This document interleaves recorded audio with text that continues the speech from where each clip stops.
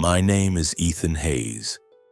At 36, I am the president of BioCore Innovations, a medical technology firm valued at over $1 billion, with its headquarters here in Seattle, Washington. Looking at me now from my chair in an office walled with glass that overlooks the vast expanse of Puget Sound, you would likely see a man who has achieved everything he set out to conquer. It's an easy assumption to make, but that perception is a fragile illusion. If you could see the truth etched into parts of me that are invisible to the eye, you would know the path that brought me to this high rise was anything but straightforward. The road to this office was a brutal climb, paved with struggle and haunted by nights spent staring into the darkness.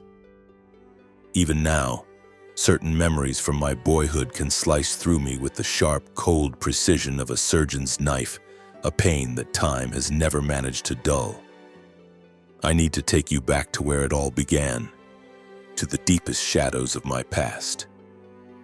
My story truly starts with me as a small boy, consumed by fear and a crippling lack of worth, living under the suffocating presence of the man I was forced to call my father. My life began in what should have been a paradise, a sprawling estate in Medina, a place of stunning beauty where majestic evergreens lined serpentine roads that hugged the water's edge. To any outsider, it was an idyllic world, yet all that opulent beauty served only to mask the deep fractures running through our family. It was a house filled with exquisite things but devoid of any warmth. The man at the center of this charade was my father, David Hayes. He was the founder of BioCore Innovations, which at that point was still a fledgling but fiercely ambitious medical device company. His physical presence was imposing, tall with chiseled features, but it was his eyes that truly commanded a room. They were cold, penetrating things that had a way of looking right through you, making you feel utterly insignificant. To the world, he was a celebrated genius, a pillar of the community. In private, however, he was the source of my deepest fears. The memory that branded this truth onto my soul is seared into my mind. I was only 6, huddled on the grand wooden staircase that overlooked our living room. Below, a crystal chandelier showered the room in a cold, brilliant light, glinting off the collection of expensive wine bottles on the grand table. My father, his words slurred with alcohol, caught sight of me. He raised a hand not to wave, but to point a rigid finger directly at my small frame. "You bastard!" he bellowed, his voice cracking through the house. "You are no son of mine!" The words weren't just spoken. They were a projectile, a physical force that struck me where I sat, and a tremor ran through my entire body. I had no idea what the word bastard meant, but his expression needed no translation.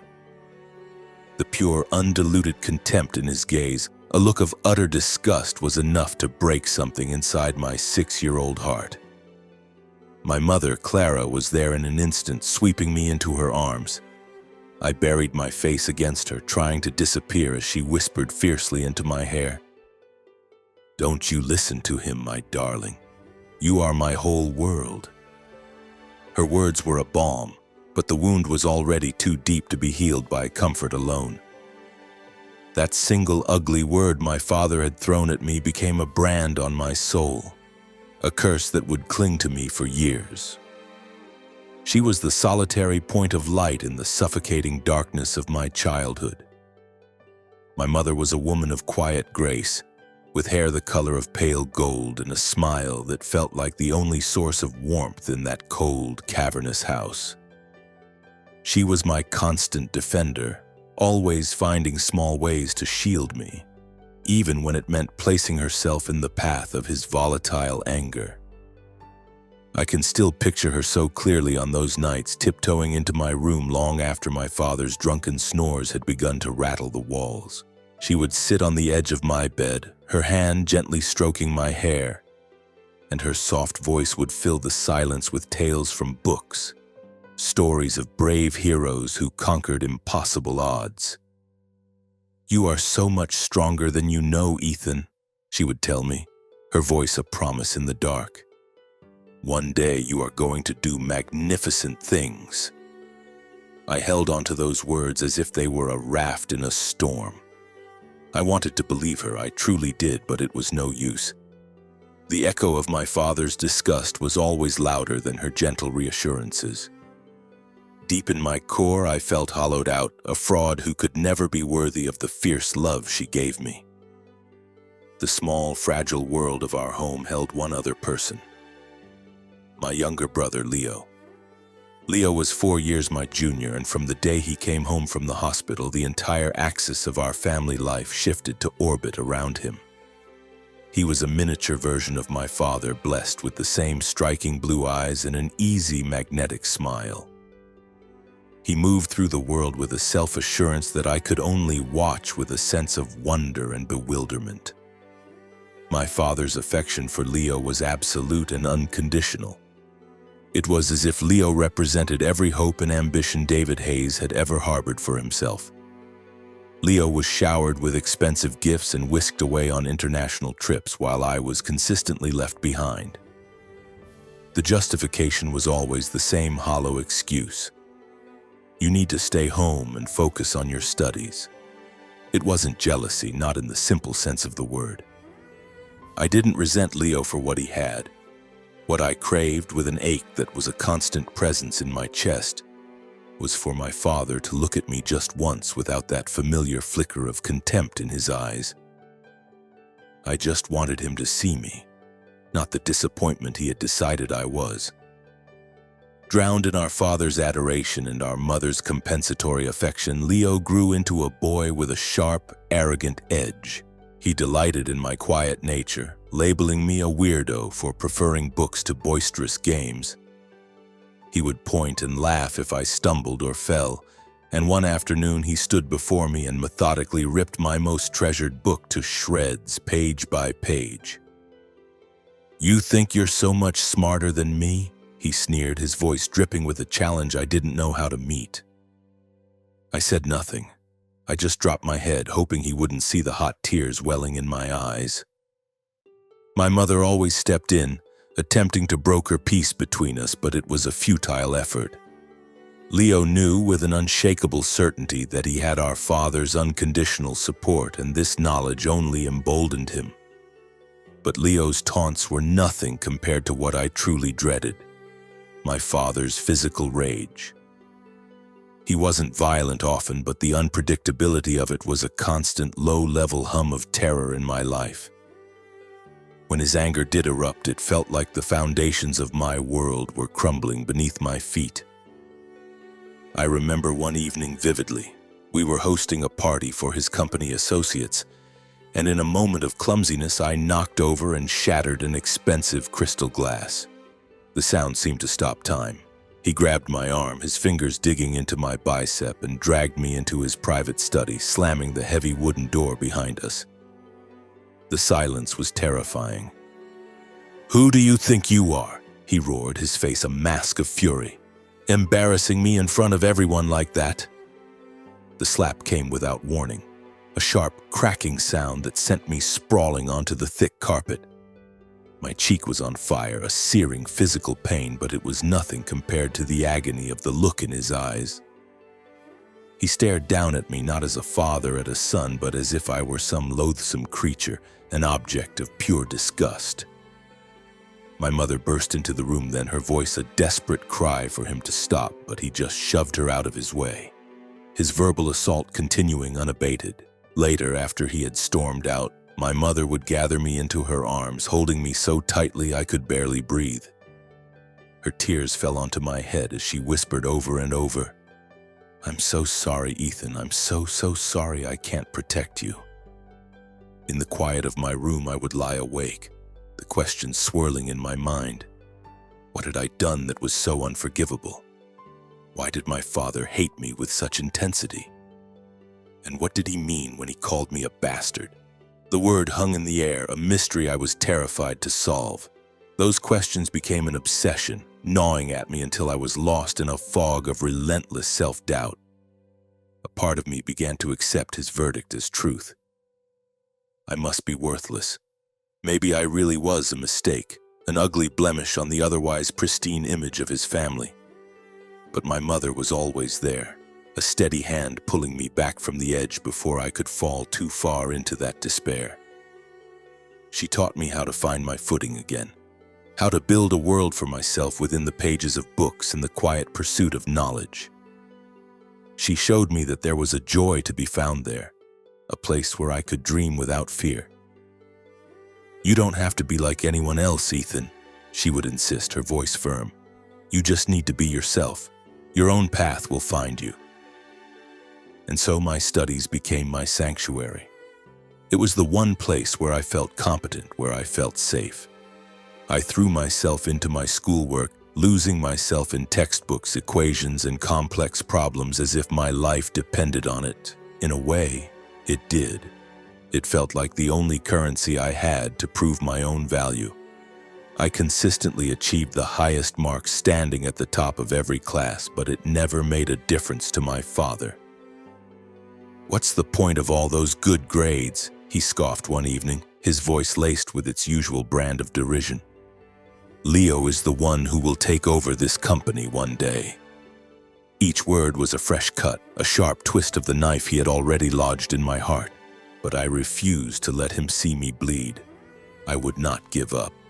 I had to prove him wrong, to show him that I was more than the useless burden he saw. More importantly, I had to make my mother proud. Then when I was 14, something happened that changed everything. Leo, who was only 10 at the time, was the center of attention at his extravagant birthday party. In a fit of childish pique, he deliberately flung a large piece of his birthday cake, hitting one of my father's most important business partners square in the chest. My father's face went rigid with fury. But instead of directing his anger at Leo, the actual culprit, he spun around and fixed his ice-cold glare on me. "Why weren't you watching him?" he roared, his voice echoing through the stunned silence of the living room. He didn't wait for an answer. His hand shot out and he slapped me hard, right there in front of dozens of guests. I just stood there, my cheeks stinging, the humiliation a hot flush spreading across my entire body.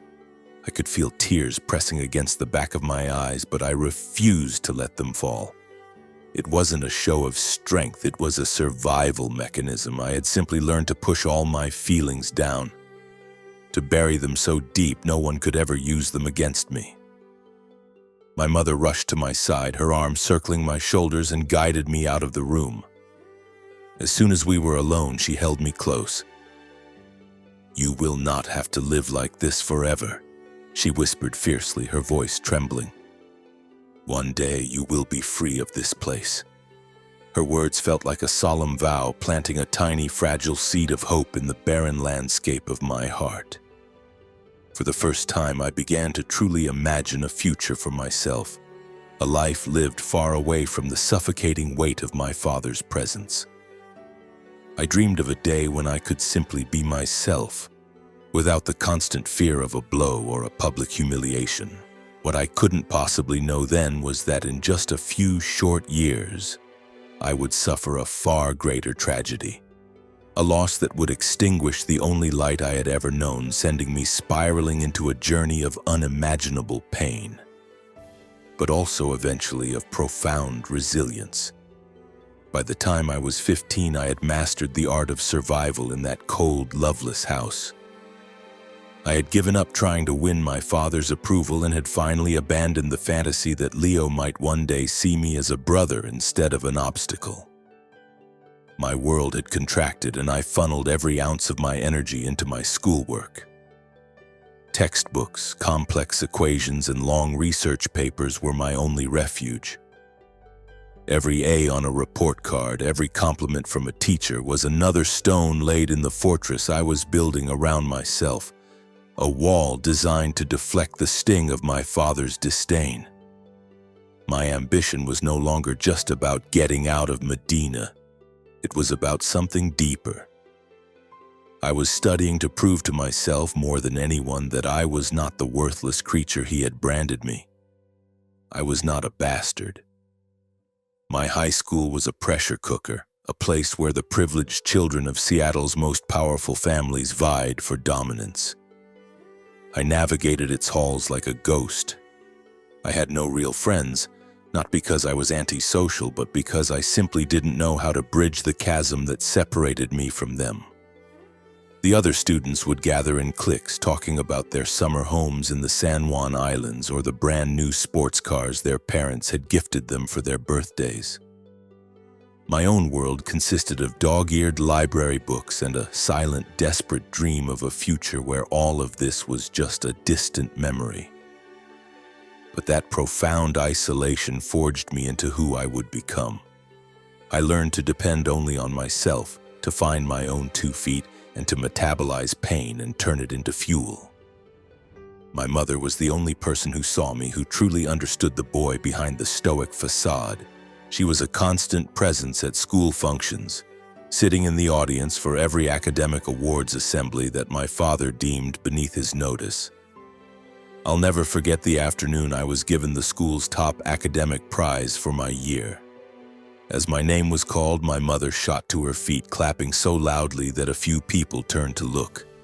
Her eyes were shining with a pride that felt more valuable than any trophy. Afterward, she drove me to a little ice cream parlor down by the waterfront. As we sat there, she reached across the small table and took my hand. "You make me so incredibly proud, Ethan," she said, her grip firm and reassuring. "Don't you ever for 1 second let anyone convince you that you are not more than good enough." Those small, stolen moments of peace were my lifeblood.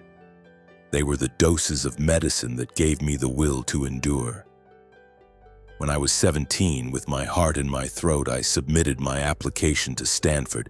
It felt less like a plan and more like a desperate prayer. It was my most audacious dream, but it was also a tremendous risk. When my father found out about my application, he didn't even try to hide his contempt. "Stanford?" he scoffed, the word dripping with derision. "You really think you have what it takes to get into a place like that? Just don't embarrass the family name when they reject you." Leo, by then a cocky teenager who had mastered our father's dismissive tone, just laughed. "If you get into Stanford," he said, "I'll eat my own shoes." But my mother never wavered. She was my champion. She sat with me for hours, helping me refine my application, poring over every essay and meticulously checking every line. "You deserve this, Ethan," she told me, her belief in me a tangible force. "You are going to get in." The day the thick acceptance packet from Stanford arrived in the mail, I couldn't bring myself to open it. I just sat on my bed, staring at the envelope, my hands shaking so badly I could barely hold it steady. My heart was a frantic drum against my ribs when I finally tore it open and my eyes found the words, "Congratulations, Ethan Hayes, on your admission." I didn't shout with excitement. I broke down and sobbed. The tears weren't for joy, but for the immense, crushing weight of relief that washed over me. For the very first time in my 17 years, I felt a flicker of genuine self-worth. I scrambled downstairs, clutching the letter, and found my mother in the living room. When I showed it to her, she threw her arms around me, holding me tight as her own tears streamed down her face. "I knew it," she whispered into my hair. "I knew you could do it." My father, who was also in the room, gave the letter a cursory glance, mumbled something unintelligible, and then simply turned his back on us. Leo just shrugged, as if my acceptance to one of the most prestigious universities in the world was a minor event, unworthy of his notice. Stanford wasn't just a school, it was my liberation. When I left Medina that fall, stepping onto the campus in Palo Alto, it felt like I was being reborn into a new life. The sprawling grounds with their iconic sandstone architecture and palm-lined avenues felt like the first place I had ever truly fit. It was a world away from the oppressive quiet of my childhood home. I decided to major in business not solely because it was the logical path for someone connected to BioCore Innovations, but because I was driven by a deep personal need to understand the mechanics of power and success. I wanted to learn how to build something from the ground up, how to transform a mere idea into a tangible reality. Most of all, I wanted to prove once and for all that I was more than the failure my father had always seen. At Stanford, I came alive.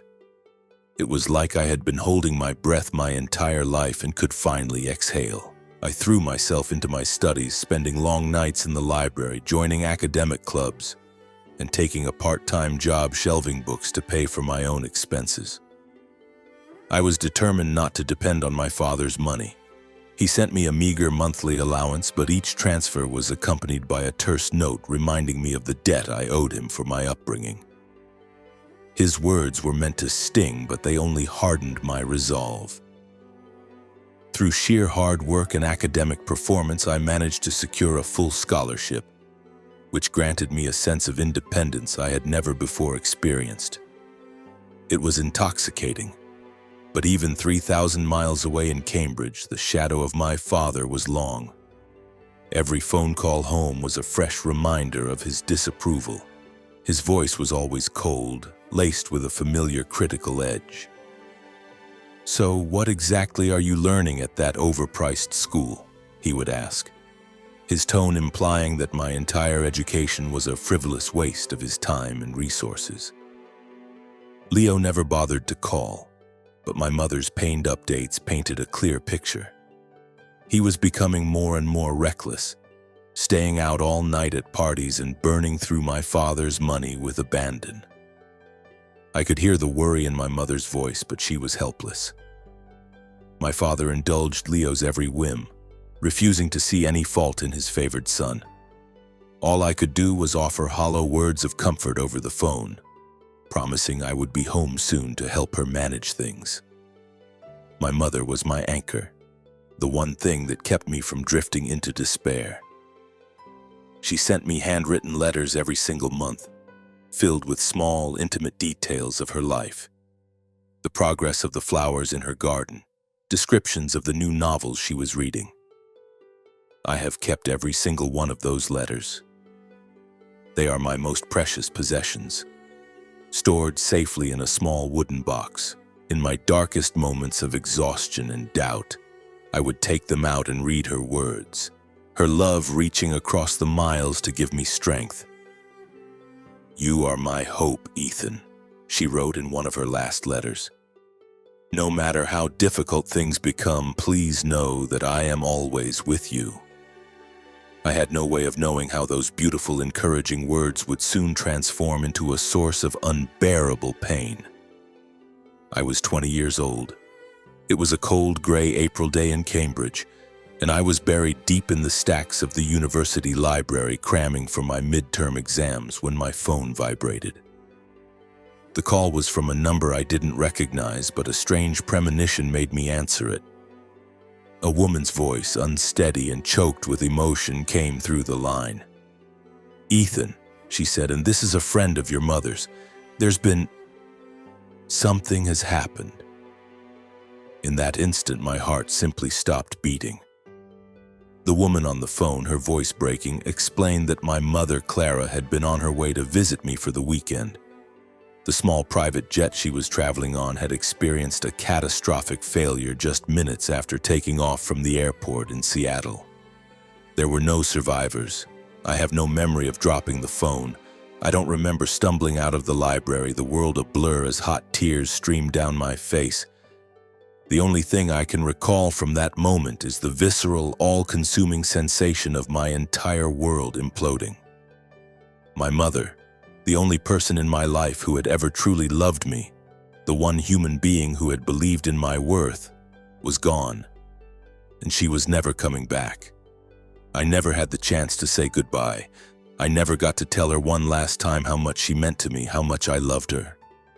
All that remained were her letters, the fading echo of her voice in my memory, and a hollow, aching void in my chest that I knew would never be filled.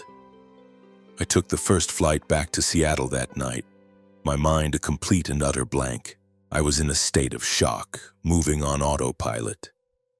When I finally walked through the front door of that cold, familiar house, my father was sitting in the living room, a half-empty glass of scotch in his hand, his eyes bloodshot. Leo stood silently in a corner, his head bowed, but there were no tears on his face. Neither of them looked up as I entered. No one said a word of greeting. No one asked me if I was okay. My father finally raised his head, his gaze locking onto mine, and then he spoke the words that I will carry with me to my grave. "If you hadn't insisted she come visit you," he said, his voice flat and dead, "she would still be alive." The words were a physical blow, a blade that slid between my ribs and twisted. A white-hot rage flared inside me. I wanted to scream at him, to hit him, to make him feel a fraction of the agony that was tearing me apart. But I did nothing. I just stood there, frozen in the doorway, and let the pain wash over me until I thought I would drown in it. My mother's funeral was a grand, ostentatious affair, perfectly in keeping with my father's public persona. It was a performance, designed to project an image of the perfect grieving Hayes family for the benefit of the watching world. I stood beside her casket, my eyes fixed on the smiling photograph of her they had placed on an easel, and felt as if a vital part of my own soul had been buried along with her. Leo, dressed in a perfectly tailored suit, made a brief appearance, and then slipped away with a group of his friends. My father moved through the crowd of mourners, shaking hands with his business associates, treating my mother's memorial service like just another networking opportunity to be managed. I was the only one who remained by her side until the very end, clutching the memory of her warmth like a drowning man clings to a piece of driftwood. In the aftermath of the funeral, what little remained of my relationship with my father disintegrated completely. He held me responsible for her death, and in the darkest corners of my grief, I started to believe he was right. The questions haunted me. If I hadn't gone so far away to Stanford, if I hadn't been so selfish as to want her to visit, would she still be alive? The guilt was a constant, corrosive presence in my gut, but that same guilt became my new fuel. I went back to Palo Alto with a grim, unshakable determination. I would not allow my mother's sacrifice to be for nothing. I would achieve everything I had ever dreamed of, not just for my own sake anymore, but for hers. The remaining years at Stanford were a blur of relentless effort. I buried myself in my work, studying with a fierce, obsessive focus, taking on extra projects, working until I was too exhausted to think, too exhausted to feel. It was the only way I knew to keep the pain at bay. I graduated at the top of my class with the highest honors and immediately enrolled in Stanford's MBA program, determined to push myself even further. I stopped calling home. I severed all ties with my father and with Leo. The only connection I had left to that life was my mother's box of letters, which became my sacred text. But the deep, hollow loneliness was a constant companion. Every night as I lay in my Spartan dorm room, my thoughts would inevitably turn to my mother. I would see her smile, hear the echo of her voice. "You are so much stronger than you know." She had told me that so many times. I held on to those words, repeating them to myself like a mantra, using them to pull myself out of bed each morning and face another day. I began to consciously cultivate relationships with my professors and a select few classmates, people who would one day become crucial allies. One of these was a man named Robert Sterling, the father of one of my peers and a highly respected venture capitalist with a reputation for spotting talent. He took an interest in me, recognizing a drive that mirrored his own. I sensed even then that he would be an essential part of the larger strategy I was beginning to formulate. When the day came for me to receive my master's degree, I stood on the graduation stage and scanned the crowd of proud families. There was no one there for me. No one from my family had come. My father didn't bother to call. Leo, I was sure, didn't even know what day it was. And my mother, the one person whose pride would have meant everything, was gone. I stood on that stage alone, my diploma in hand, a tight, artificial smile fixed on my face for the cameras. But beneath the surface, a cold resolve was solidifying within me. This was not an ending. This was the start of the real fight. My mother had taught me how to endure, how to be resilient, and I would now take that strength and use it to face the battles that lay ahead. It was a path that I knew with absolute certainty would lead me straight back to BioCore Innovations, back to where the nightmare had begun. And when I returned, I would finally confront my father and my brother, not as the scared little boy they remembered, but as a man prepared for war. I arrived back in Seattle on a blistering summer afternoon. The oppressive July heat seemed to press down on the city, but it was nothing compared to the fire of ambition and vengeance that burned inside me. My Stanford MBA was packed away in my luggage, but holding it didn't bring the feeling of victory I had once dreamed it would.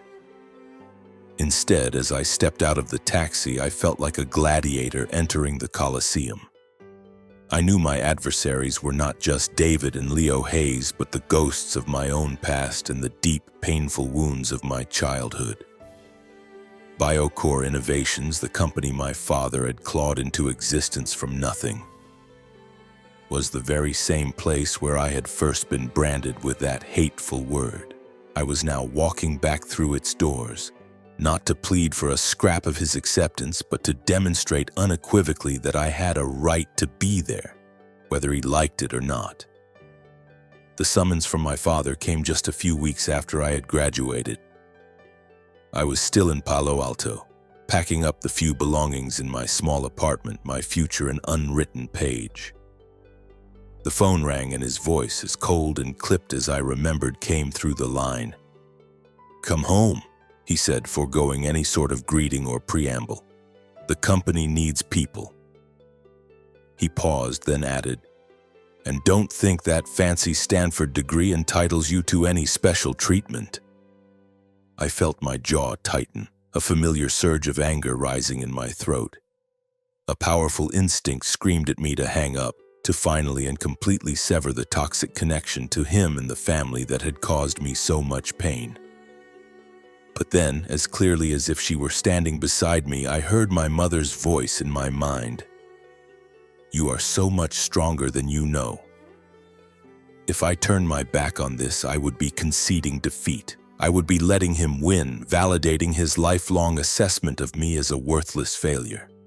I would not let that happen. I booked a flight back to Seattle, my luggage containing little more than a few changes of clothes and a will of iron. As I walked into the headquarters of BioCore Innovations, I was momentarily taken aback by its scale. The sleek glass tower shimmered in the afternoon sun, the company's logo etched into the facade with an air of sleek, formidable power. This was a far cry from the modest company I vaguely recalled from my childhood, from those rare occasions when my father would drag me to his office and order me to sit quietly in a corner and not touch anything. BioCore was now a dominant force in the biotech sphere. Its advanced diagnostic imaging systems and robotic surgical aids were standard in hospitals across the country. But I was also aware that beneath that polished, successful exterior, the company was in turmoil. I knew that my father's increasingly erratic decisions, combined with Leo's complete lack of interest and a dangerous sense of complacency, were causing the company to lose ground to its more agile competitors. On my first day, I was summoned to his office. He sat enthroned behind a massive mahogany desk, his expression as severe as ever, his eyes still holding that same cold, penetrating quality that could make a person feel utterly transparent. Leo stood near the window, now 22 years old and clad in a designer suit that probably cost more than my first car. His face wore the same familiar expression of smug self-satisfaction. "You'll be starting in the R&D department," my father announced, his voice flat and devoid of any emotion. "It's an entry-level role. Don't come to me looking for any special treatment." I simply nodded, keeping my expression neutral, even though I knew this was a calculated move to humiliate me. An entry-level position for a Stanford MBA, while Leo, who had scraped through a second-rate university and never held a real job in his life, had been handed the title of marketing director. I shifted my gaze to my brother, who was enjoying this moment immensely, a condescending smirk playing on his lips. "Welcome home, big brother," he said, his voice oozing with insincere sweetness. Those first few weeks at BioCore were an exercise in patience and restraint. I was assigned to a cramped cubicle in a forgotten corner of the research and development wing, surrounded by dedicated engineers and scientists who were working day in and day out to refine the company's core technologies. My new colleagues, most of them years my senior, regarded me with a mixture of suspicion and curiosity.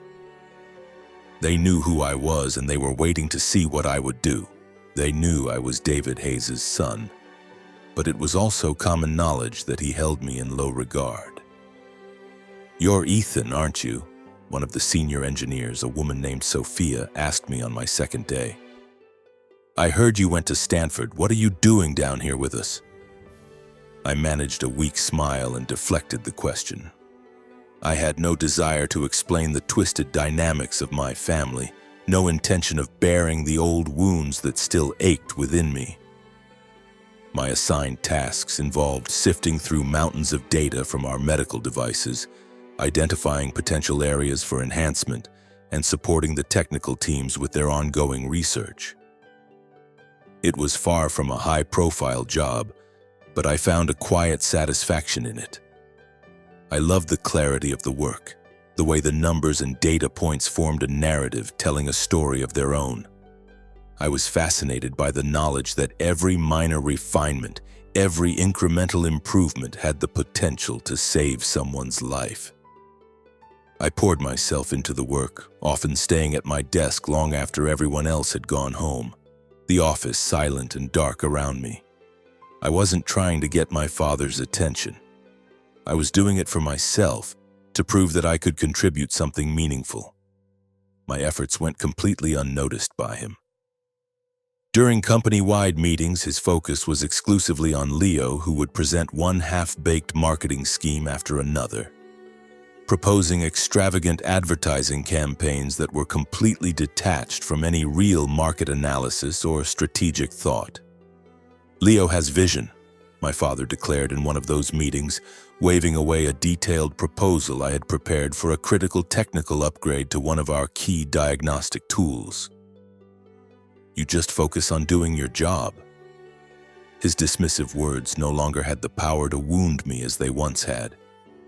I had developed a thick callus over that particular nerve, but every time I saw Leo with that arrogant smirk and his lazy, entitled demeanor, a cold, quiet rage would ignite within me. He had not earned his position, and he was a liability to the company. I knew with a growing sense of urgency that I had to do something. I began to methodically build alliances within the company. I made a point of having lunch with the engineers in the cafeteria, asking them about their projects, listening to their frustrations, and absorbing their years of institutional knowledge. Sophia, the engineer who had first spoken to me, became a trusted confidant. She filled me in on the company's internal politics, the blatant favoritism my father showed Leo, and the series of costly financial blunders that had recently lost us several major contracts. "This place needs a leader like you, Ethan," Sophia told me one afternoon over coffee. "Not him." I smiled and thanked her for the vote of confidence, but I knew that talk was cheap. Words were not going to shift the balance of power. Only decisive action would. In the meantime, Leo continued to behave like a pampered heir. He would wander into the office around noon, leave by 3, and spend the majority of his time documenting his lavish, party-centric lifestyle for his social media followers. One afternoon, I happened to overhear him talking to one of the junior members of his marketing team. "This whole company will be mine one day," Leo said with absolute certainty. "My dad promised me." Ethan is just a glorified employee. I stood just out of sight, my hands balled into tight fists, a wave of fury washing over me. I had to consciously force myself to remain calm. The infuriating thing was he was right, at least in one respect. My father had always intended for Leo to inherit BioCore, but I also knew with chilling clarity that if Leo ever actually took the helm, he would run the company into the ground within a year. My interactions with my father became more and more tense. He refused to acknowledge any of my contributions, even when my data analysis led to process improvements that saved the company millions of dollars in manufacturing costs. In one executive meeting, I began to present a concept for a new, groundbreaking diagnostic device, and he cut me off mid-sentence. "Don't waste our time with these fantasy projects," he snapped. "Just do the work you're paid to do." I looked at him then, sitting at the head of the long conference table, and saw the same cold, dismissive eyes that had glared at me when I was a small boy. The same eyes that had looked at me when he'd called me a bastard. But something had shifted inside me. I was no longer afraid of him. I knew my own strength now. One evening I was working late as usual when Sophia appeared in the doorway of my cubicle, her expression grim. "Ethan, there's something you need to see," she said, her voice low. She proceeded to tell me that Leo had persuaded my father to sign a massive supply chain contract with a notoriously unreliable vendor. The deal was shady, and Leo was set to receive a substantial personal kickback for arranging it. If the supplier failed to deliver, which was highly likely, the company stood to lose tens of millions of dollars. Hearing this, my blood ran cold, then hot with anger. This was no longer just a personal grievance. This was about the survival of BioCore Innovations, the company that was, in its own way, a part of my mother's legacy, something she had hoped I would one day help to steward. I started my own covert investigation. I began meticulously reviewing financial statements, digging into past contracts, and analyzing the track record of decisions made by my father and Leo over the last several years. The picture that emerged was alarming. BioCore was in far more trouble than I had realized.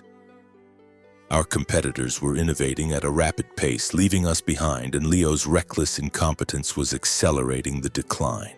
I knew I couldn't fix everything at once. But I also knew I could no longer afford to sit on the sidelines and watch them drive the company off a cliff. One night, sitting alone in my office long after dark, I looked out at the glittering expanse of the Seattle skyline and thought of my mother. She had always believed I was capable of great things. I pulled the old wooden box from my desk drawer, opened the lid, and began to read her letters again. Her handwriting, so familiar and comforting, seemed to reach out from the page. "You are my hope." In that quiet, solitary moment, a decision crystallized within me. I wasn't just going to work at BioCore Innovations, I was going to take control of it. Not for my father, not to spite Leo, but for my mother, and for myself. The months that followed were a grueling strategic campaign, demanding every ounce of my patience and resolve. I continued to excel at my official duties, but I spent every spare moment cultivating a network of supporters within the company. I knew I could never count on my father, but I could count on people like Sophia and the other dedicated engineers who shared my concerns and believed in my ability to right the ship. I also began a deep dive into the corporate structure of BioCore, how my father maintained his control of the board of directors, the distribution of shares, and the vulnerabilities in his leadership style. I started compiling a dossier, knowing that this information would be my ammunition when the time was right. All the while, Leo continued his destructive streak. He squandered millions on ill-conceived marketing stunts that yielded no results, and my father continued to blindly defend his every move. I finally reached a breaking point in one board meeting. After Leo presented yet another disastrously expensive plan, I could no longer remain silent. I spoke up, my voice cutting through the room. "If we continue with this level of reckless spending," I said, looking directly at my father, "we will alienate our investors and lose our market position." My father's head snapped toward me, his eyes blazing with fury. "What could you possibly know about running a business?" he snarled. Across the table, Leo chuckled as if I had just told a childish joke. It was in that moment that the final illusion shattered. I understood with absolute clarity that hard work and competence would never be enough. To change this company, to save it, I needed power. The kind of raw, institutional power that my father and Leo took for granted. And so, I made a new vow to myself. I would be patient. I would be meticulous. I would craft a detailed, step-by-step strategy to achieve my goal. But then something happened that I could never have foreseen. An unexpected revelation came to light, a secret that would shatter my understanding of my own life and force me to re-examine everything I thought I knew.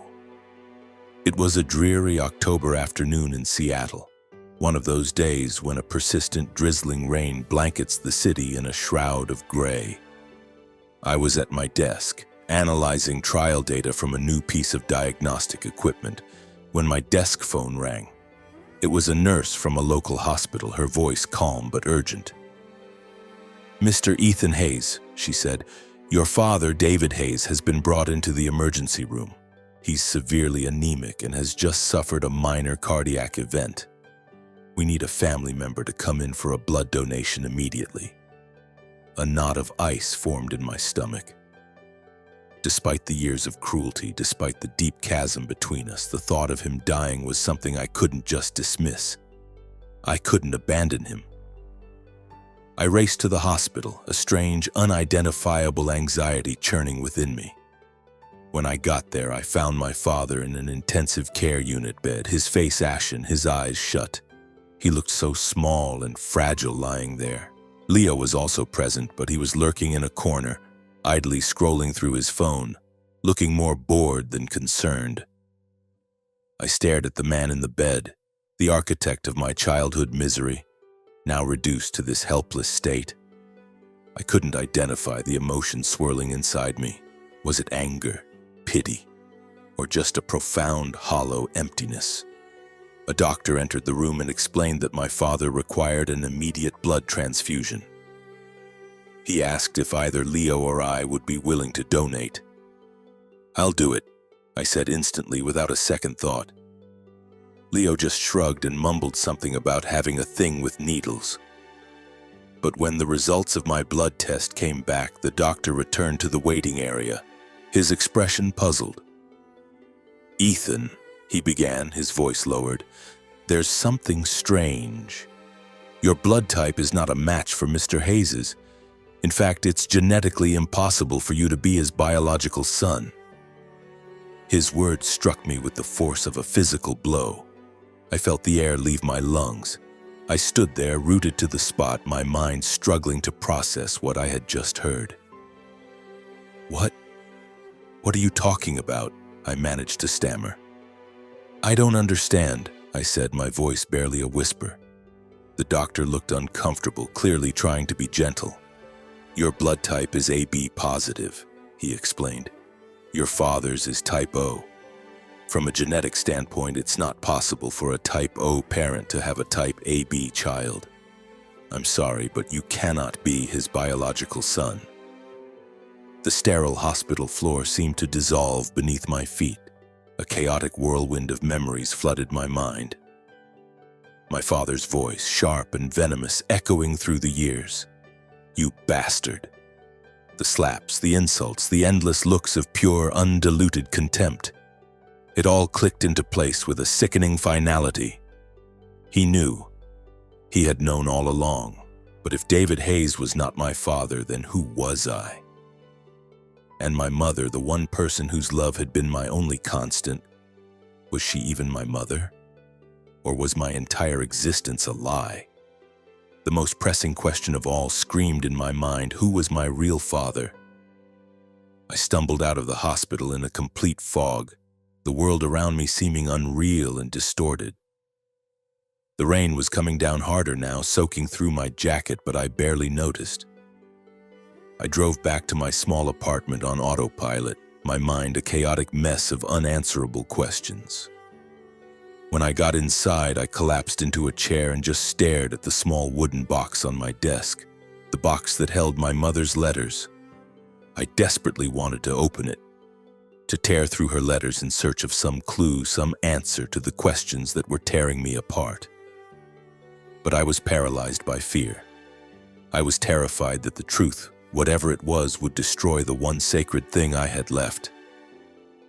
The memory of my mother and the unwavering love she had shown me.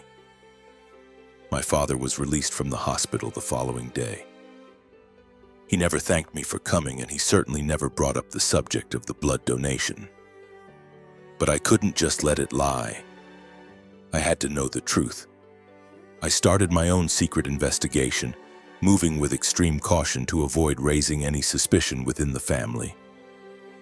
I reached out to a trusted friend from my Stanford days, who was now a partner at a law firm in the city.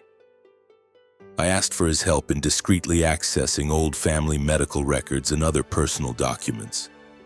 At the same time, I hired a private investigator, a quiet, methodical man named Frank, to start digging into my parents' history. The next few weeks were a blur of intense, nerve-wracking anxiety. During the day, I went to work at BioCore, maintaining a carefully constructed mask of normalcy, acting as if nothing was wrong. But at night, I would obsessively study the documents and reports Frank sent me, trying to assemble the scattered pieces of my family's past into a coherent narrative. One of the first things I uncovered was that my parents had gotten married just 3 months before I was born. A small but significant detail that I had never known. But the discovery that truly shook me to my core was an old medical file that Frank unearthed from a dusty hospital archive in downtown Seattle. It was a record of my mother being hospitalized a year before I was born, suffering from severe injuries sustained during a violent assault. I read the clinical, detached language of the report again and again, each word a hammer blow to my heart. It detailed her injuries and noted that she had been attacked by an unknown assailant but had refused to press charges or provide the police with any details. A sharp, physical pain shot through my chest. My mother, my gentle, kind mother, whose smile was my most cherished memory, had suffered through something so terrible. And then a horrifying thought took root in my mind, a possibility so monstrous I could barely let myself form the words. Was I the product of that brutal attack? Was that the real reason my father had always called me a bastard? I didn't want to accept it, but the puzzle pieces were snapping together with sickening logic. My father's lifelong loathing of me, the way he had always treated me as a shameful secret, and my mother's fierce, almost desperate love for me, it all suddenly had a dark, tragic explanation. I sat there in my silent apartment, my hands shaking uncontrollably, tears blurring my vision and streaming down my cheeks. But I wasn't crying for myself. I was crying for my mother, for the unimaginable pain and secrets she must have carried all those years. She had survived that horror and had still chosen to bring me into this world, to love me, to shield me with every ounce of her being, as if I were the most precious thing in her life. I had to confront him. One evening, I drove to his house, the sprawling Medina estate where I had spent so many years living in fear. I found him where I knew he would be, in the living room, a glass of scotch in his hand. Leo was nowhere to be seen, likely out somewhere squandering more of the family's money. I walked into the room and stood before him. I took a deep, steadying breath. "I'm not your biological son, am I?" I asked, my voice surprisingly level. The atmosphere in the room instantly became thick and heavy. He looked up at me, his eyes growing dark, but he didn't speak right away. The silence stretched on, suffocating and tense. Finally he spoke, his voice as cold as ice.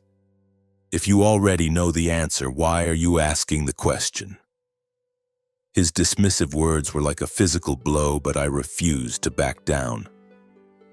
"Did Mom know?" I pressed, my voice shaking slightly despite my efforts to control it. "What did she tell you about me?" A bitter, humorless smile twisted his lips. "Clara loved you more than anything in this world," he said. "But she never wanted you to find out the truth. She always said it didn't matter where you came from. You were her son, and that was all that mattered." His words were a strange cocktail of agony and release, a sharp blade that both wounded and set me free. I had so many more questions, a desperate need to know all the details, but he got to his feet and turned his back on me, a clear dismissal. "Don't go digging around in the past, Ethan," he said over his shoulder. "It won't change a thing." I left his house that night with my mind in a state of turmoil. The confirmation that David Hayes was not my biological father explained everything. His decades of hatred, his blatant favoritism toward Leo, and the fierce protective nature of my mother's love. But this new knowledge also left me standing at a critical juncture. I could walk away from it all, sever every tie to this toxic family, and build a new life for myself somewhere else, completely unencumbered. Or I could stay and fight for control of BioCore, not just for my own ambition, but for the memory of the woman who had given up everything to keep me safe. In the end, I chose to stay. I can't recall the exact reasoning that led me to that decision in that moment. Maybe it was a burning desire for some kind of cosmic justice. Maybe it was a cold, calculated plan to make my father and brother pay for their cruelty. Or maybe it was a combination of both. I'm not entirely sure. All I know is that when I look back on it now, from this vantage point, I believe I made the right choice. I went back to work at BioCore the next day and acted as if nothing had changed. On the outside, I was the same quiet, diligent employee. But on the inside, a detailed plan was taking shape, and I immediately began to set the first pieces in motion. To everyone at the company, I was still just a junior staffer in the R&D department, but I now saw that lowly position as a strategic asset. It made me invisible. No one was watching me. No one considered me a threat. My father was consumed with his high-level corporate maneuvering, and Leo was absorbed in his own hedonistic pursuits. While they were distracted, I was quietly and methodically laying the groundwork for a corporate coup.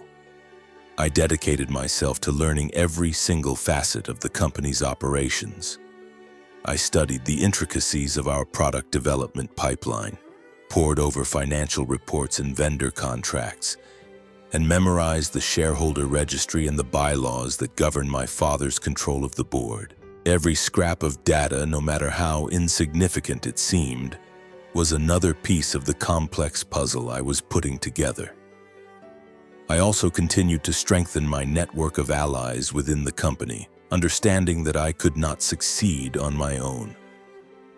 My time spent in the trenches of the R&D department had proven invaluable, allowing me to build genuine relationships with the people who were the true heart of the company. Sophia, the lead engineer who had befriended me from the beginning, was the first person I brought into my confidence. One evening, after the office had emptied out, I asked her to join me for a drink at a quiet bar near the office. In the dim, warm light of the little tavern, I laid out my case. Not the personal details of my parentage, but my professional assessment of BioCore's future. "Sophia," I began, my voice quiet but intense, "you see what's happening here, don't you? You see the direction this company is heading. Leo's incompetence, my father's refusal to adapt. They're going to destroy everything." Sophia looked at me, her expression serious. "I know," she said with a sigh. "I've been with this company for 15 years, Ethan. I remember when we were the most innovative firm in the industry.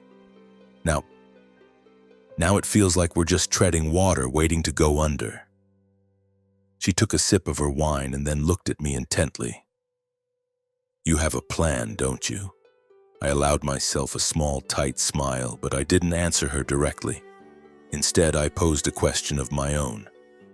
If I had a way to turn things around, I asked, "Would you be with me?" Sophia held my gaze for a long moment, clearly weighing the risks. Then she gave a firm, decisive nod. "If you can show me you have a real chance of succeeding," she said, "I'll back you 100%. That was the first critical piece falling into place. Sophia was more than just a brilliant engineer. She was a respected leader within the R&D division, and her endorsement would carry significant weight with her colleagues. With her on board, I began to cautiously expand my circle of allies. I was meticulous in my approach, careful to avoid raising any red flags. I continued my routine of eating in the company cafeteria, making myself an approachable sounding board for the engineers, absorbing their complaints and committing every operational detail to memory. I quickly discovered that the discontent with Leo was widespread, extending far beyond the R&D team. From long-serving veterans to ambitious mid-level managers, a common frustration simmered just below the surface. People were tired of his profligate spending and his strategy-free, seat-of-the-pants decision-making. I never once voiced my own criticisms of Leo or my father. I didn't have to. I simply created a space for others to share their own frustrations, and I listened intently. Each one of those conversations was another piece of intelligence, another block in the foundation of my plan. The next crucial phase involved re-establishing my connection with Robert Sterling, the venture capitalist father of my old Stanford classmate. We had spoken a handful of times during my university years, and I knew that his support would be indispensable. Robert was a legendary investor with a vast and diverse portfolio that included major holdings in both technology and biotech. He had an uncanny ability to see potential where others saw only risk, and I was certain that if I could get him to believe in my vision, I would secure a formidable ally. I booked a flight to San Francisco and met with him at his office, an impressive space with floor-to-ceiling windows that offered a panoramic view of the Golden Gate Bridge. He welcomed me with a warm but perceptive smile, as if he could already tell that this was more than a social call. "Ethan," he said, gesturing for me to sit. "You don't strike me as the kind of young man who flies all this way just to catch up over coffee. What's on your mind?" I took a moment to compose myself, and then I laid out my entire strategy. I walked him through BioCore's current predicament, detailing my father's strategic errors and Leo's reckless mismanagement. I also painted a picture of the company's untapped potential, what it could become under competent leadership. I showed him the preliminary work on several projects I had been developing in secret, including a concept for an AI-driven diagnostic platform that had the potential to be a true game-changer in the medical field. But to make any of this a reality, I concluded, looking him directly in the eye, I need to gain control of the company, and to do that, I need your help. Robert Sterling raised a skeptical eyebrow, but I could also see a flicker of genuine interest in his eyes. "And what exactly," he asked, leaning forward slightly, "do you need from me?" I explained my plan. I needed him to begin acquiring a significant stake in BioCore, but to do so covertly through a series of shell corporations so as not to alert my father.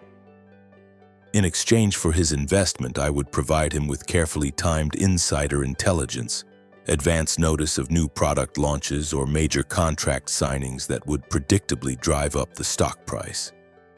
"And when the moment is right," I finished, "I will need you to use that leverage to support my bid for leadership in the boardroom." Robert tapped his fingers rhythmically on his polished desk, his expression unreadable. He was silent for a long moment. "You're playing a very dangerous game, Ethan," he said finally.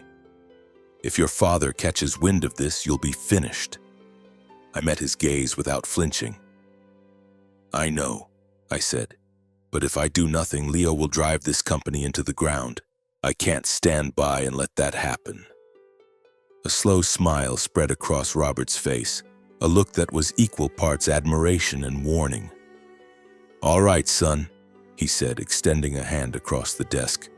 "I'm in, but you damn well better deliver on your promises." That was the moment the tide began to turn. With Robert Sterling's financial backing, I started to quietly assemble a shadow coalition of shareholders. Every time I knew BioCore was about to release positive news, I would give him the signal. He would then execute a series of strategic stock purchases through his network of anonymous entities, with a percentage of those shares being funneled into a trust that was registered under a false name but was ultimately under my control. It was a high-wire act, and I was acutely aware that I was operating in a gray ethical area. But I saw no other path forward.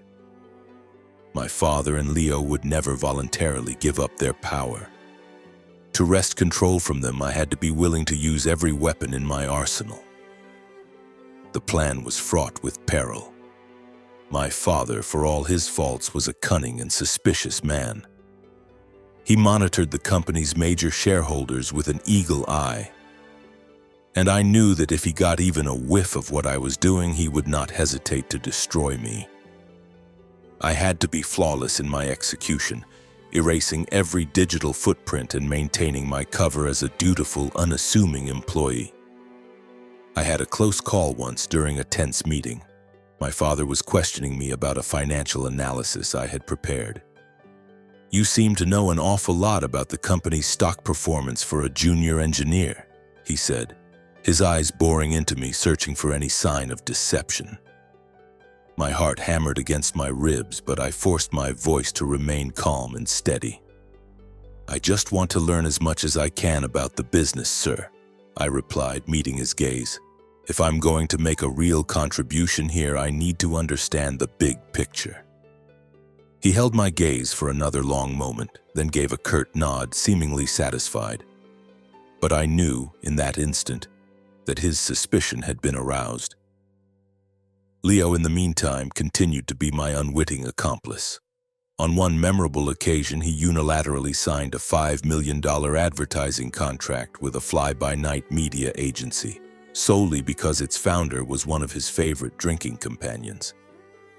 The campaign was an unmitigated disaster and resulted in the loss of one of our most important clients.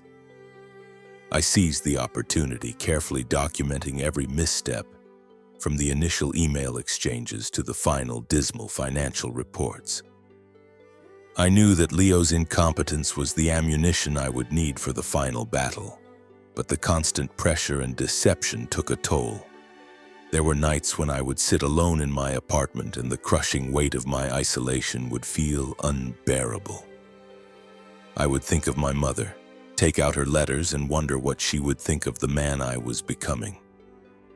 I was playing a ruthless game, and I was terrified that in my quest for power I was slowly transforming into a mirror image of my father, cold, calculating, and willing to do whatever it took to win.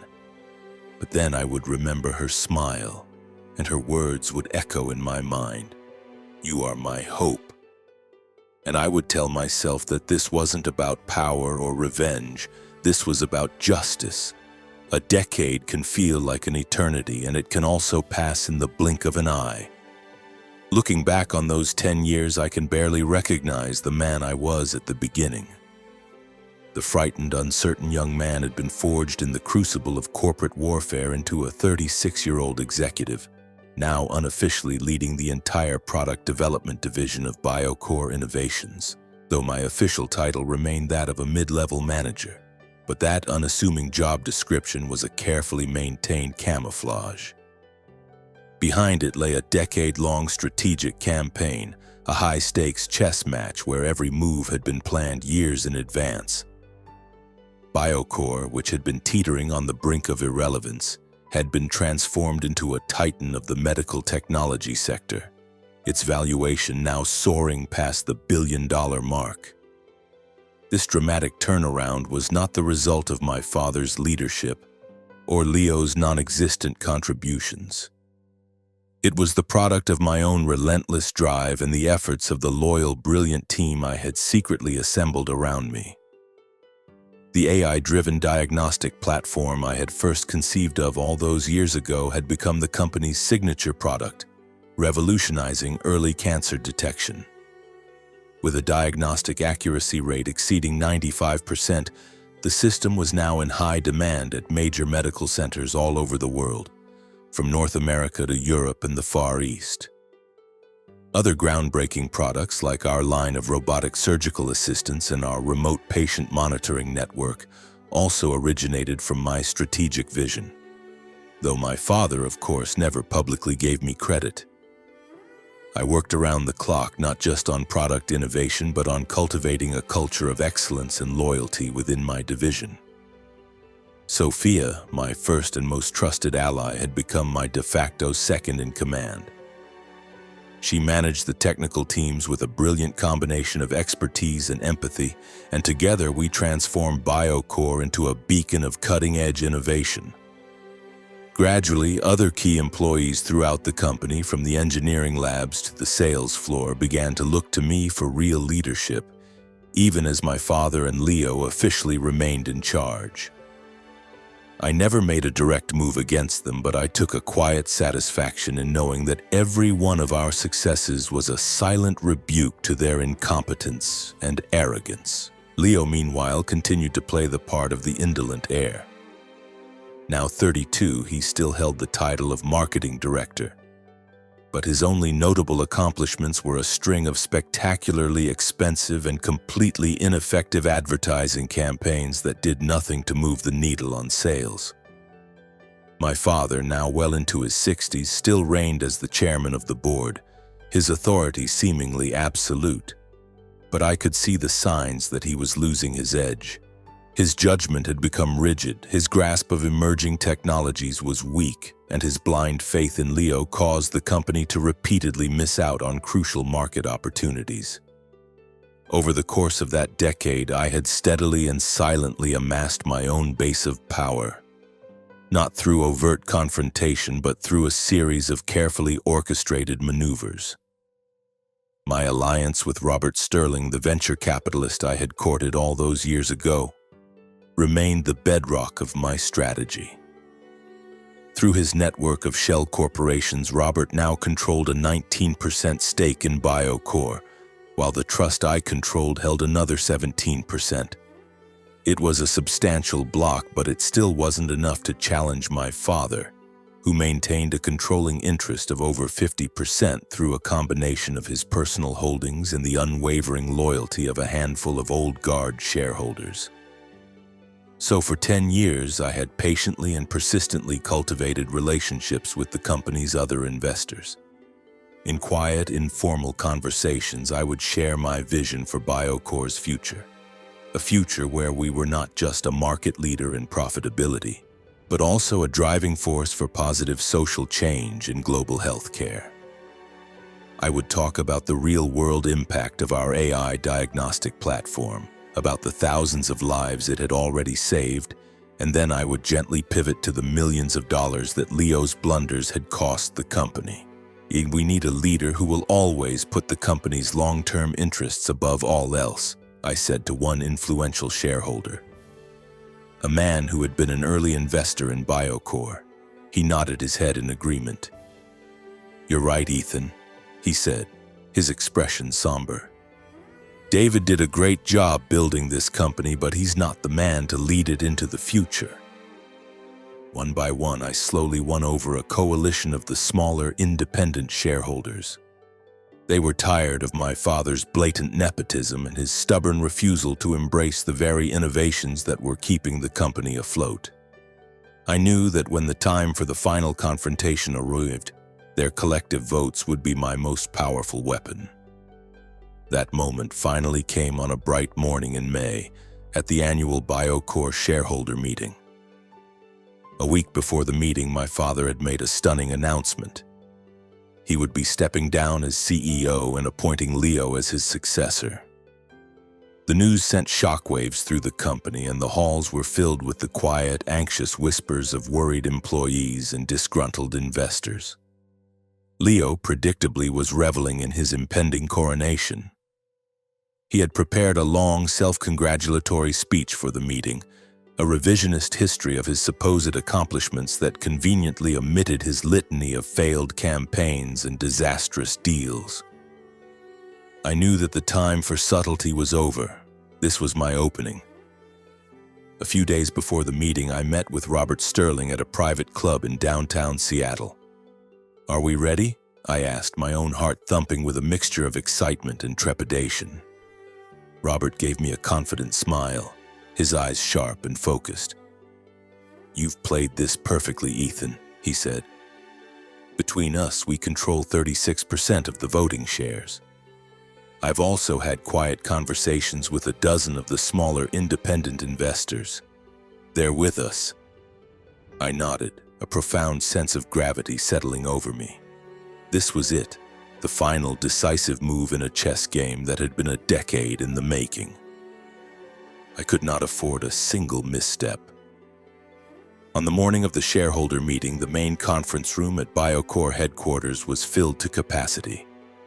The entire spectrum of the company's ownership was present, from major institutional investors to individual stakeholders, their faces a mixture of curiosity and apprehension. My father stood at the podium, dressed in an impeccably tailored dark suit, still radiating an aura of command despite his advancing years. Leo sat beside him at the head table, a smug, triumphant grin plastered on his face, as if his ascension to the throne was a foregone conclusion. I had taken a seat in the back of the room, a silent observer, but inside me a tempest was gathering. My father began his address, launching into a glowing tribute to Leo, painting him as some kind of visionary business prodigy. "Leo has proven his leadership capabilities time and time again," he declared, his voice thick with a father's misguided pride. "He is the man who will lead BioCore innovations into a bold new era." A smattering of polite applause followed, but I saw that many of the investors in the room remained silent, their expressions ranging from skeptical to openly hostile. Then came the bombshell. "I am therefore proposing Leo Hayes as our next CEO," my father announced, "and I will be transferring the majority of my personal shares to him upon my retirement." A palpable tension filled the room. The air grew thick with unspoken objections. This was my cue. I rose to my feet. "I object," I said, my voice ringing out clear and firm in the sudden silence. Every head in the room swiveled in my direction. My father froze at the podium, his face contorting with disbelief and rage.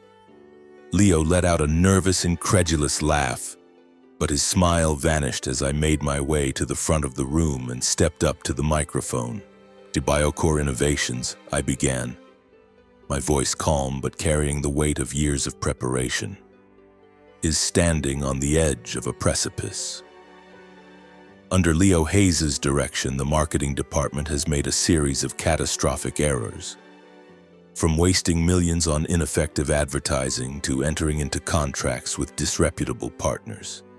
These mistakes have cost this company dearly, not just in financial terms, but in market share and reputation."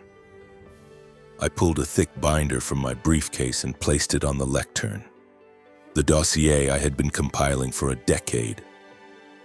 It contained copies of Leo's incriminating emails, internal financial reports detailing the losses from his failed projects, and sworn affidavits from former employees. I walked the shareholders through the evidence, point by damning point, leaving no room for ambiguity. "Meanwhile," I continued, my voice rising with passion, "our brilliant technical teams have been developing products that are fundamentally changing the face of modern medicine. Our AI diagnostic platform is saving lives every single day. That is the reason BioCore is valued at over $1 billion. But we cannot allow incompetent, self-serving leadership to squander that potential and drive this company into the ground. My father shot to his feet, his face flushed with a deep crimson rage. "How dare you?" he bellowed, his voice shaking with uncontrolled fury. "How dare you stand there and challenge me?" I met his enraged glare without flinching. "I am not challenging you, David," I said, my voice steady and clear. "I am protecting this company, the company that my mother loved and believed in." The mention of my mother seemed to land a blow. He faltered for a moment, and I saw a flicker of something, pain, regret, in his eyes. But I pressed my advantage. "I personally control 17% of this company's shares," I announced, and a wave of surprised murmurs rippled through the audience. "And I have the full support of Mr. Robert Sterling, who controls another 19%, as well as the backing of numerous other concerned shareholders." On cue, Robert Sterling stood up and nodded his assent. He was followed by several of the other independent investors I had cultivated, each one voicing their support for a change in leadership. The room was now buzzing with energy. Leo was in a full-blown panic, sputtering incoherently. You can't do this," he stammered, his face pale. "This company is supposed to be mine." I ignored him completely, my focus entirely on the shareholders. I laid out my vision for the future of BioCore, a company that would not just dominate the market but would lead the world in developing life-saving technologies. A company free from the shackles of nepotism and poor judgment. At the end of my presentation, I made my move. I formally proposed a shareholder vote to remove David Hayes from his positions as CEO and chairman of the board. In the same motion, I called for the immediate termination of Leo Hayes' employment as marketing director. A tense, hushed silence fell over the room as the vote was called. The conference room descended into a heavy silence, punctuated only by the quiet rustling of papers and the low whispers of the shareholders. When the votes had been collected and counted, the corporate secretary walked to the podium to deliver the verdict. I stood at my place, my hands gripping the edge of the conference table so tightly my knuckles were white. I fought to keep my expression neutral, but my heart was hammering against my ribs like a trapped bird. I could feel every eye in the room on me. Robert Sterling in the front row gave me a subtle, encouraging smile. The other investors I had won over nodded at me in solidarity, but the only gaze that mattered was my father's. His cold, penetrating eyes, which had haunted me my entire life, were now filled with a mixture of disbelief and an emotion I had never seen in them before. Utter helplessness. With a clear majority of the votes, the secretary's voice announced, crisp and devoid of emotion, "The motion carries. Mr. David Hayes is hereby removed from his positions as CEO and chairman of the board. Mr. Leo Hayes is terminated from his role as director of marketing, effective immediately. In their place," she continued, "Mr. Ethan Hayes has been elected as the new president and chairman of the board of BioCore Innovations." A wave of sound broke through the room, a mixture of scattered, enthusiastic applause and shocked gasps. Robert Sterling stood up and raised a hand in a gesture of congratulations. Sophia, who had been sitting quietly in the back, was beaming, her eyes shining with pride. But I couldn't bring myself to smile. My eyes were locked on my father. He slowly rose from his chair, his face a mask of crimson fury. His hands were trembling, and for a moment I thought he was going to lunge across the table and strike me, just as he had done so many times when I was a boy. But he didn't. He just stood there, glaring at me, his eyes burning with a rage that was mingled with a profound, unfamiliar pain. Without saying a word, he turned and strode out of the conference room, his footsteps heavy and defeated. The heavy door swung shut behind him, the sound echoing like a final, definitive punctuation mark on the end of his long and tyrannical reign. Leo, who had been sitting beside him, looked like a cornered animal. his face a mess of panic and confusion. His face was ashen, his lips drawn into a thin, tight line. His blue eyes, the same eyes that had been the source of my father's adoration and my own private hell, were now wide with fear. He staggered to his feet unsteady and shot me a look of pure, venomous hatred. "You will regret this," he hissed, his voice low and menacing, meant only for me to hear. I didn't bother to respond. I just stood there and watched him hurry after our father. His once confident swagger replaced by a pathetic, stumbling gait. As the door swung shut for a second time, the room erupted in a genuine, sustained round of applause. Robert Sterling came up to the podium and clapped a hand on my shoulder. "You did it, Ethan," he said, his voice filled with sincere admiration. One by one, the other shareholders came forward to shake my hand, their faces full of hope and congratulations. But I felt no sense of triumph. My heart was still pounding, not with exhilaration, but with a strange, hollow ache. I had won. I had achieved the goal I had been working toward for a decade. I had overthrown my father and my brother. I had claimed BioCore Innovations for myself. So why did I feel as if in my moment of ultimate victory I had lost something essential and irreplaceable? That night I sat alone in the president's office, the cavernous room that had once been my father's inner sanctum. The massive floor-to-ceiling windows provided a stunning panoramic view of the Seattle skyline, the city lights glittering below like a carpet of fallen stars. I slowly swiveled in the enormous leather chair, staring out at the view, trying to summon the feeling of triumph I had always imagined I would feel in this moment. BioCore Innovations was mine, not just the title but the legacy itself, which I had single-handedly rescued from the brink of ruin. In 10 years, I had rebuilt the company from a floundering enterprise into a billion-dollar powerhouse, with products like our AI diagnostic platform saving countless lives all over the globe. I had proven beyond any doubt that I was not the shameful secret my father had always treated me as, nor the incompetent fool Leo had always mocked. But any flicker of pride I felt was immediately extinguished by a familiar, suffocating wave of loneliness.